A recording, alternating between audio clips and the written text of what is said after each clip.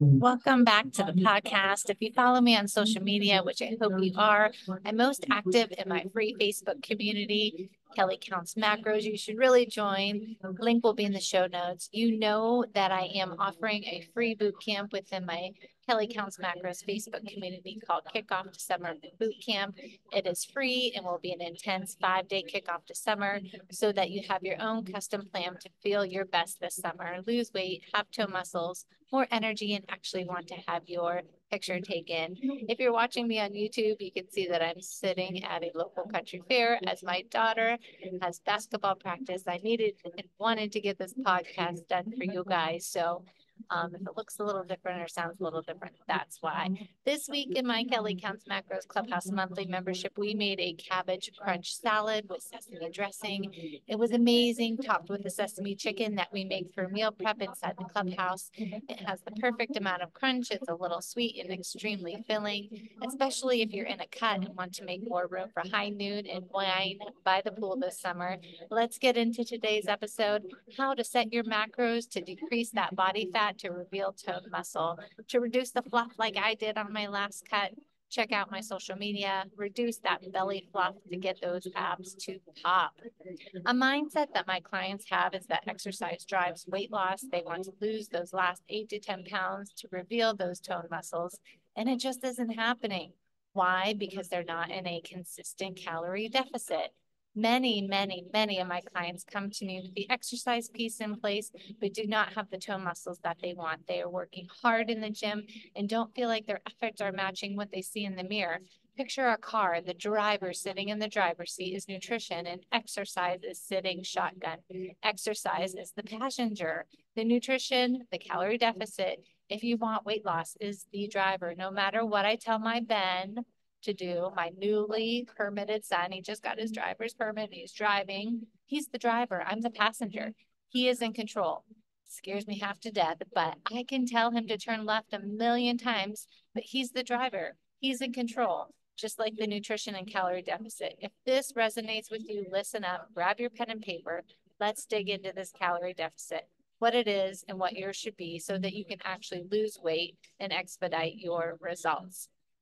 So what is a calorie deficit?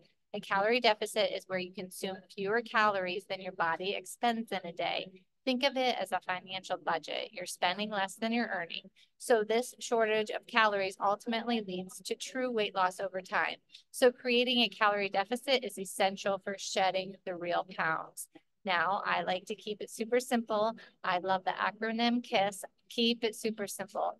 I like math and I like science. So together we can use the two truths plus a simple method to come up with a simple equation, a range to figure out your calorie deficit so that you quit spinning your tires and stop losing the same 2 to 3 pounds each week.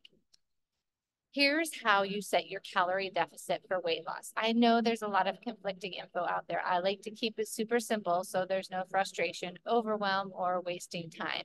I have set thousands and thousands of clients' macros, and this is what I have found to be true.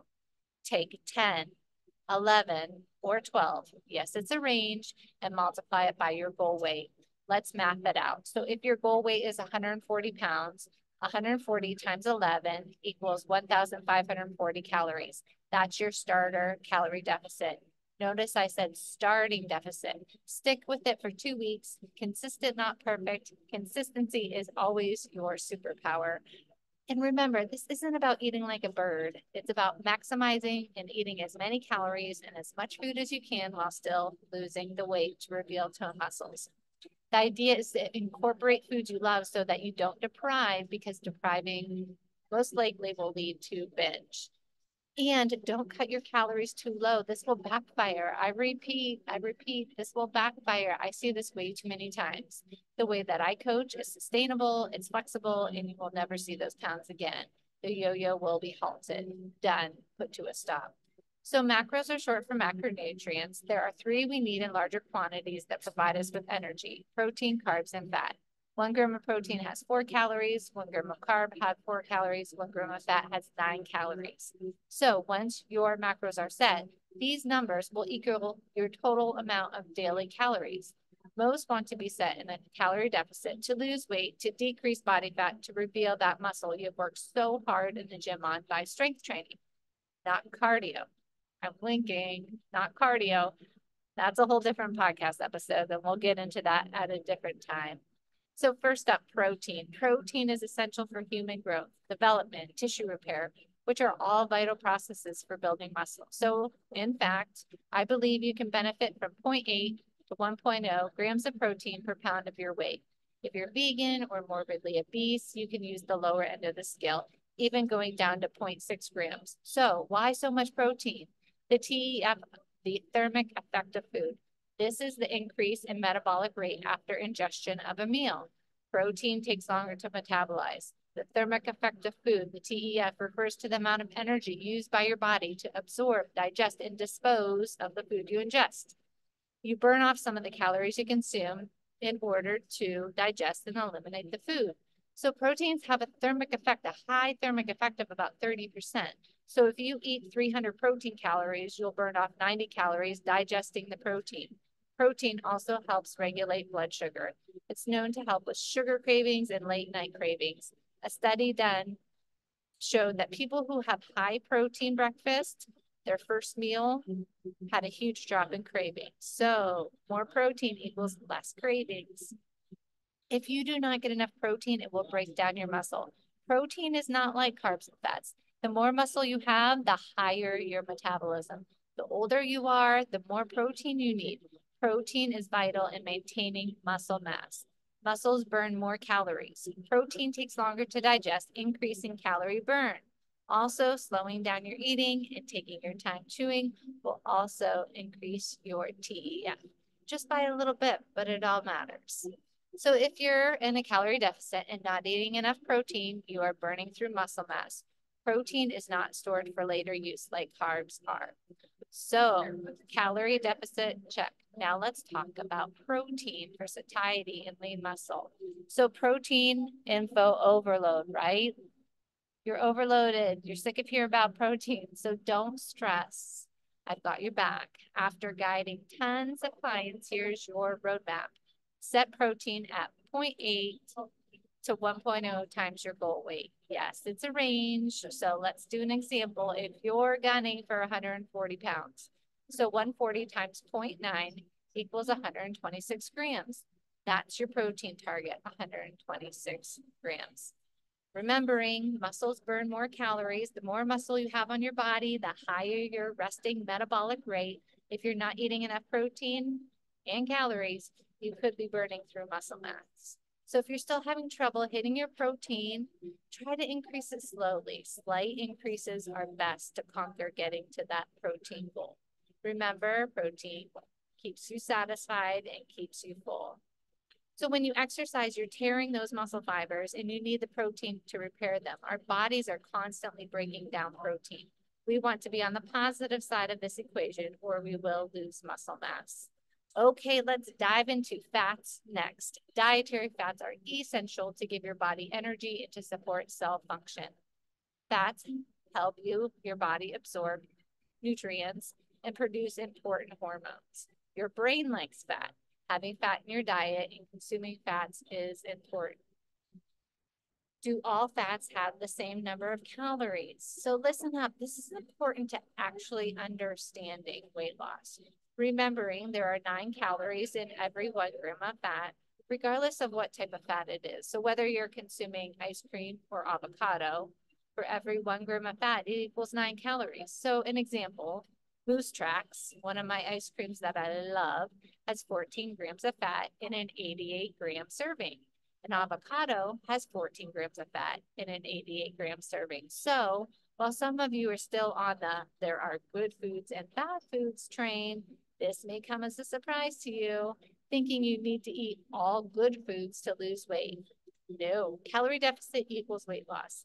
Macros are great because some days you want Moose Tracks ice cream and some days you want the avocado.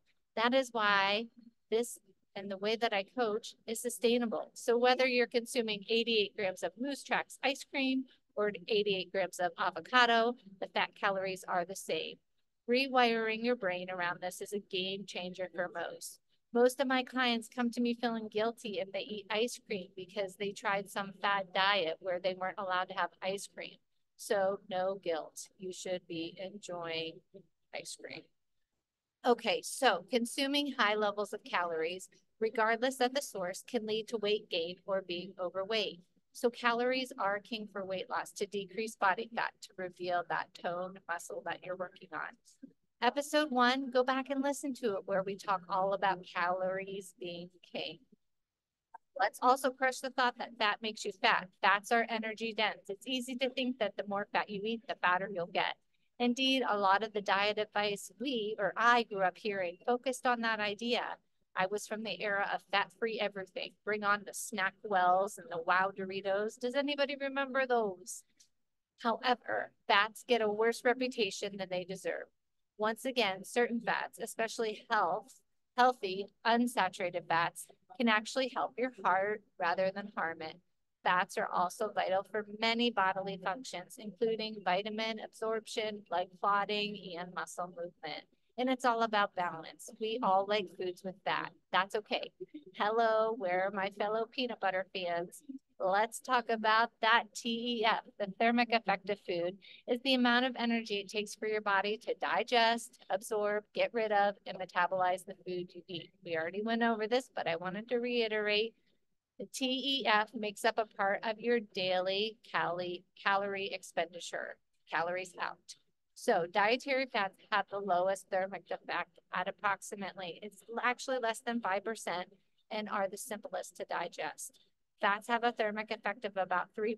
If you consume 100 fat calories, only 3 calories will be spent digesting the fat. I really would love for you to stay until the end for the $1 million bonus tip, and you don't want to miss out. So we have our calorie deficit. We have our protein. Check, check. Now let's chat about how to set your fats. And I know the internet's loaded with confusing calculators. You don't want to waste your time. So after guiding a crew of clients, here is your roadmap. Set fat at 0.2 to 0.5 times your weight. Yep, it's a range too, so stay with me. If you're rocking 140 pounds, 140 times 0.4 equals 56 grams. That's your fat sweet spot. Aim for 56 grams to conquer the day. It's not typically hard to hit your fats. Lots of pastries, peanut butter, avocado, oils, butter, pizza, they have fat in them. Once again, stay to the end to get the $1 million tip because there's really only 2 numbers that you need to concentrate on. Okay, next up, and last but not least, everybody's favorite, the carbs. Let's set your carbs to decrease your body fat. Carbs are our body's preferred source of energy. Combine that with all the talk surrounding cutting carbs and the popularity of low carb diets like keto. It's easy to assume that carbs are the enemy and they should be avoided at all costs, right? No, not so fast. It's true that simple carbs like sugar, white bread, white pasta, and white rice are easy to break down. Complex carbs such as whole grains and veggies, legumes, take much more time to digest. Carbs also contain lots of fiber, which can suppress appetite and can actually help you lose weight. There's been lots of talk about fiber on the internet these days. Remember, once again, 1 gram of carbs equals 4 calories. So if you eat 100 grams of carbs, 100 times 4, that equals what? 400 calories. It's all about balance. We all like foods with carbs. That's okay. Hello, fellow popcorn and Reese's fans. Depriving yourself of these foods almost always leads to binge or overeating. You must figure out how to fit these foods in and lose weight to reveal your toned, lean muscle. The way I coach macros is effective and enjoyable. That Venn diagram, right? They're overlapping, effective and enjoyable. So let's talk about that TEF, remembering the thermic effect of food. The TEF is the amount of energy it takes for your body to digest, absorb, get rid of, and metabolize the food you eat. TEF makes up a part of your daily calorie expenditure, calories out. So carbs have a thermic effect of about 5 to 10% and are the simplest to digest. Remember, protein has that higher TEF, another reason why in a cut, protein is so important. So carbs have a thermic effect of about 5%. If you consume 100 carb calories, only 5 calories will be spent digesting the carbs. Remember, while protein has a thermic effect of about 30%, if you eat 100 protein calories, you'll burn off 30 calories just digesting the protein. So why does the scale go up when we eat carbs? Water weight. Carbohydrates or carbs cause the body to store water. When we eat carbs, the energy that we do not use right away is stored as glycogen molecules. Each gram of glycogen comes with 3 grams of water attached. Your body will hold up to 3 to 4 grams of water to help store the energy, the glycogen. Carbohydrates encourage your body to retain water. So the more carbs you eat, the more water you retain. You gain water weight, you don't gain fat. Because remember, calorie deficit is key for actual weight loss. Again, it's water weight gain, not fat gain. When you gain 3 to 4 pounds overnight, it's most likely water weight gain.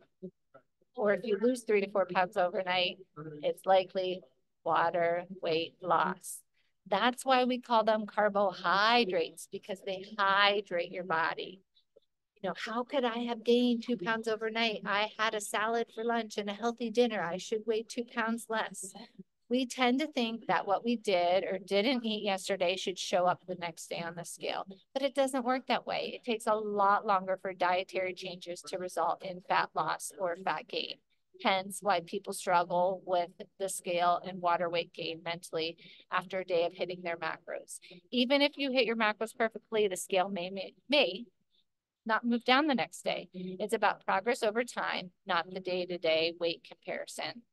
A question I often get when counting macros, do you use total carbs or net carbs? You use total carbs. Net carbs are determined by subtracting any fiber or sugar alcohols on the label from the total carbohydrates. You should use total carbs because 1 carb equals 4 calories. Remember, weight loss is based on calorie deficit.